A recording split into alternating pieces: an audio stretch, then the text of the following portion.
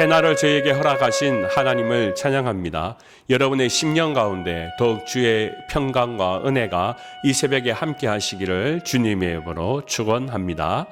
오늘 성경 말씀 저와 여러분 함께 나누고 또 기도의 시간으로 나아가겠습니다.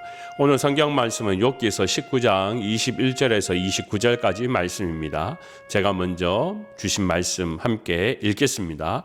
나의 친구여, 너희는 나를 불쌍히 여겨다오. 나를 불쌍히 여겨다오. 하나님의 손이 나를 치셨구나. 너희가 어찌하여 하나님처럼 나를 박해하느냐? 내 살로도 부족하냐? 나의 말이 곧 기록되었으면, 책에 쓰여졌으면, 철핍과 납으로 영원히 돌에 새겼으면 좋겠노라. 내가 알기에는 내가 대속자가 살아계시니 마침내 그가 땅 위에 서실 것이라. 내 가죽이 벗김을 당한 뒤에도 내가 육체 밖에서 하나님을 보리라. 내가 그를 보리니 내 눈으로 그를 보기를 낯선 사람처럼 하지 않을 것이라. 내 마음이 초조하구나. 너희가 만일 이르기를 우리가 그를 어떻게 칠까 하며 또 이르기를 일의 뿌리가 그에게 있다 할진대 너희는 칼을 두려워할지니라. 분노는 칼의 형벌을 부르나니 너희가 심판장이 있는 줄을 알게 되리라. 아멘. 하나님의 말씀입니다. 말씀을 주신 하나님께 감사드립니다. 아멘. 말씀 앞에 기도드리겠습니다. 주님, 오늘 이 새벽에 더욱 욥의 마음을 통하여서 하나님께서 우리에게 주시는 지혜와 또 하나님의 그 숨결을 우리가 기억하게 하시고 말씀을 붙들고 우리가 기도할 때 힘을 내게 하여 주시옵소서.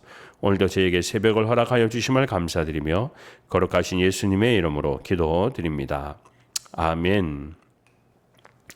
네, 오늘 욥에 나누는 이 이야기를 생각해 보면 욥의 고통이 지금 거의 끝에 가고 있다라는 것을 새삼스럽게 느끼게 됩니다.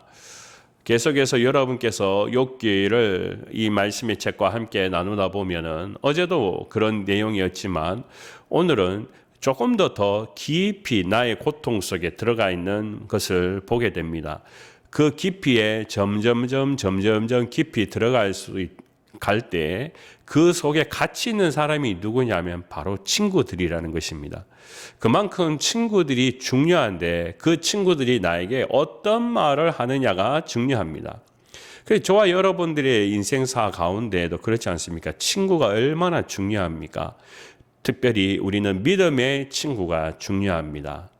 제가 한 번은 저희 아이가 요 며칠 사이에 큰애가 저에게 인생 상담하면 그럴 수도 있고요.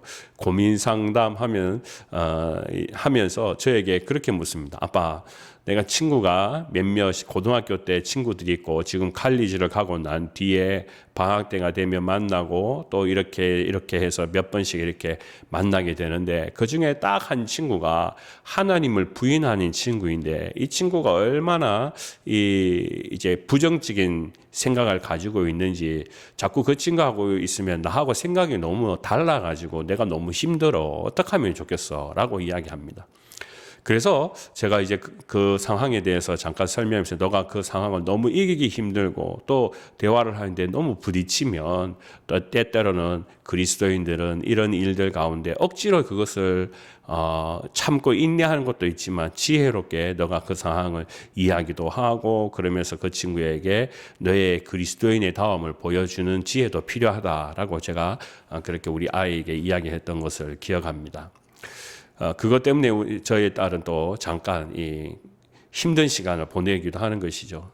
학교에서 같은 친구였지만 또 이렇게 먼 곳에서 이제 서로 다른 신앙의 관점, 그러다 보니까 우리 아이들도 이제 세상에 나와서 세상 속에서 사람들을 만나고 또 그러다 보니까 과연 어떤 친구를 만나야 되는지 그 고민을 제가 잠깐 이야기를 듣게 되었습니다.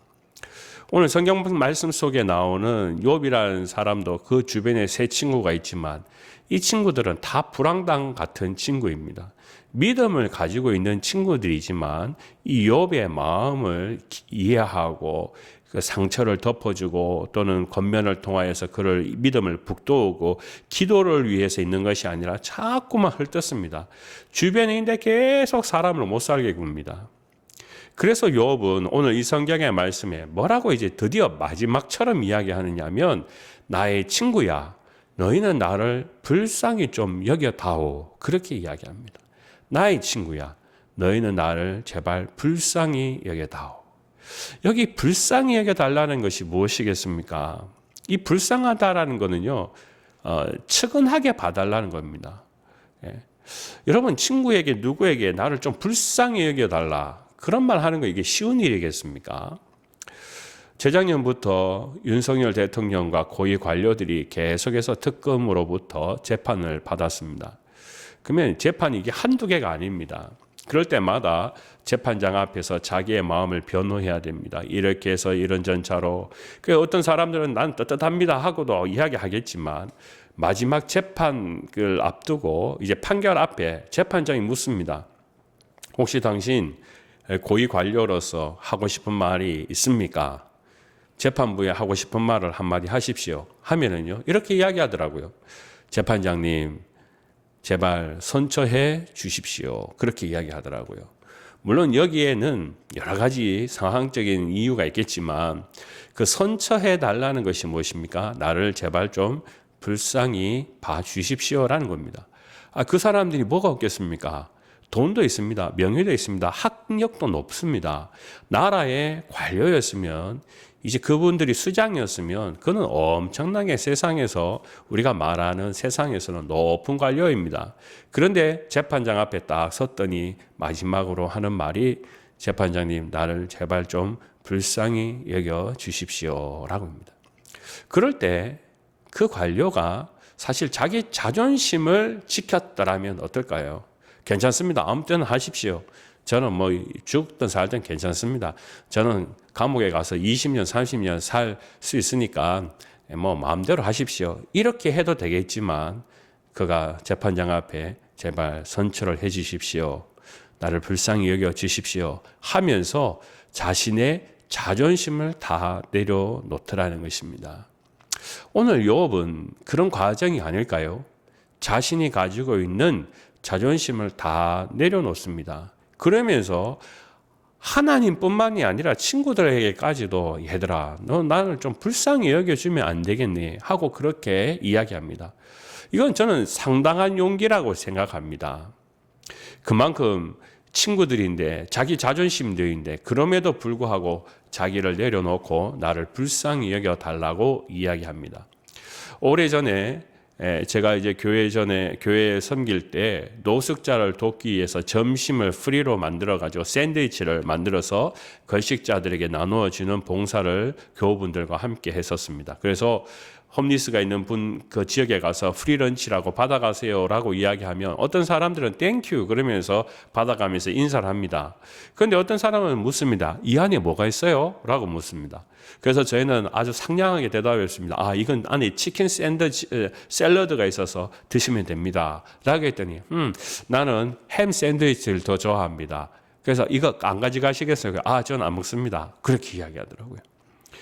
여러분, 그게 뭐겠습니까? 내가 거리에서 잠을 자고 비록 집이 없는 사람이라 하고 또 돈이 없는 사람이 노숙자라 하더라도 나 자존심이 있다는 겁니다. 내가 먹고 싶은 거 선택해서 먹는 거지 뭐 주는 거라고 아무나 먹는 거 아니라는 겁니다. 나는 햄 샌드위치를 좋아하기 때문에 햄 샌드위치 아니면 나는 괜찮습니다. It's okay. 그럴 수 있다는 겁니다. 그게 뭡니까?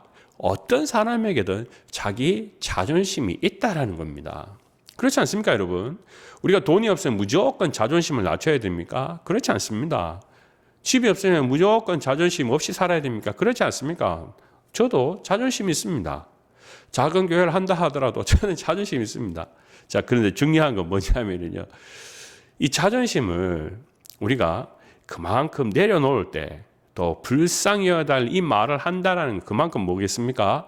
그만큼 내가 마음이 비운다라는 것을 의미한다는 겁니다. 그만큼 내가 자존심, 내가 뭐 누구다 이런 것들을 내려놓는 과정이 중요하다라는 것을 이야기합니다. 그럴 때 우리는 회복이 일어납니다. 예수님은 눈먼 사람들을 만났던 일들이 있습니다.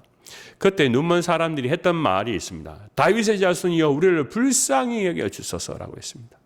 그들이 딱 한마디 합니다. 다윗의 자손이여 우리를 불쌍히 여겨 주소서. 저는 뭐 눈먼 사람으로 평생 살아가도 괜찮습니다 라고 할 수 있겠지만 그들은 나는 지금까지 눈먼 삶보다는 하나님 예수님 앞에 엎드리고 나를 불쌍히 여겨주십시오. 그러면서 회복되기를 원한다라는 겁니다.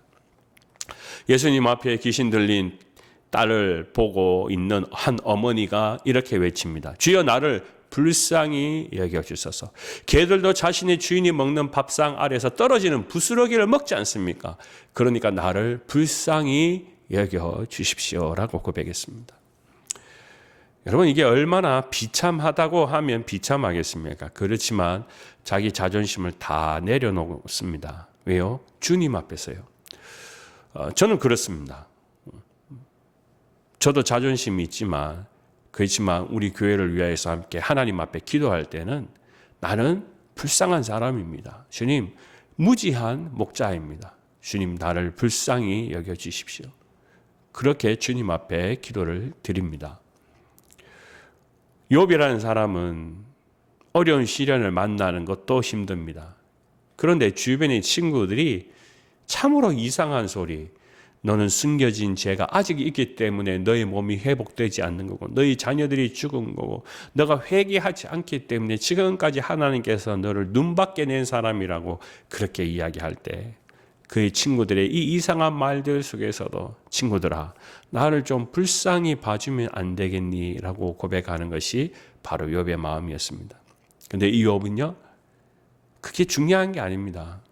자기가 비워지는 게 그게 중요한 게 아닙니다. 그것보다 더 중요한 건 내가 하나님을 신실하게 믿고 하나님 앞에 불쌍히 여김을 받는 것입니다.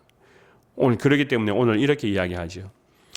마지막 절 말씀 여러분 함께 보시면은 그 친구들을 향하여서 이렇게 이야기합니다. 29절에 너희는 칼을 두려워할지니라 분노는 칼의 형벌을 드러나니 너희가 심판장이 있는 줄을 알게 되리라.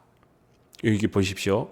분명히 이 친구들이 하는 행동이 잘못되었다라는 것을 욥은 분명히 이야기합니다.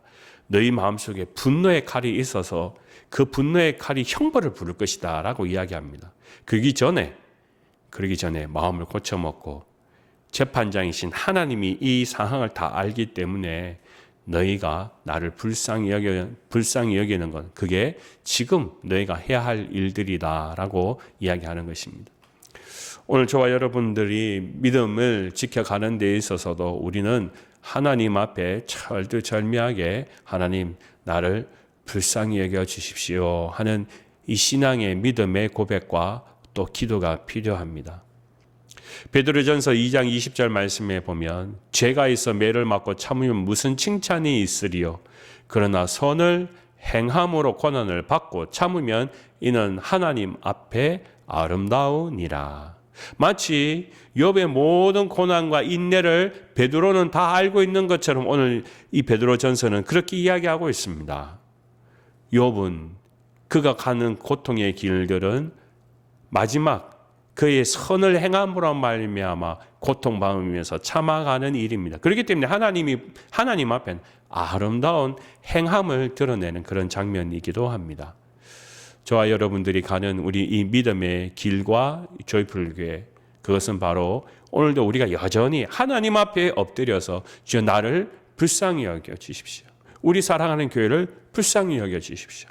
그러므로 우리의 완전히 사람의 마음은 비워지고 주님의 마음으로 가득 차서 우리가 기도할 때 더 하나님께서 우리를 통하여서 계획하시고 일하시는 일들을 우리가 더 깊이 간직하고 더 은혜가 우리 가운데 충만하게 덮임으로 우리가 드려지는 기도의 능력이 또 기도의 응답들이 저와 여러분의 삶 가운데 함께 하여 주실 줄을 믿습니다. 기도하겠습니다.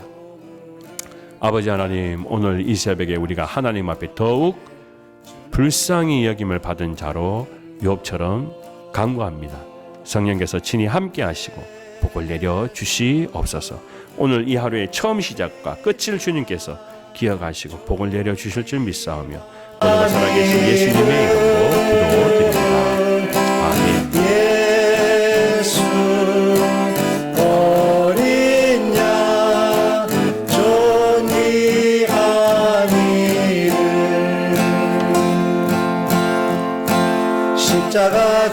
역사하셨네. 주님의 이름 찬양해 주 나의 모든 것. 쓰러진 나를 세우고 나의 빈잔을 채우네. 주 나의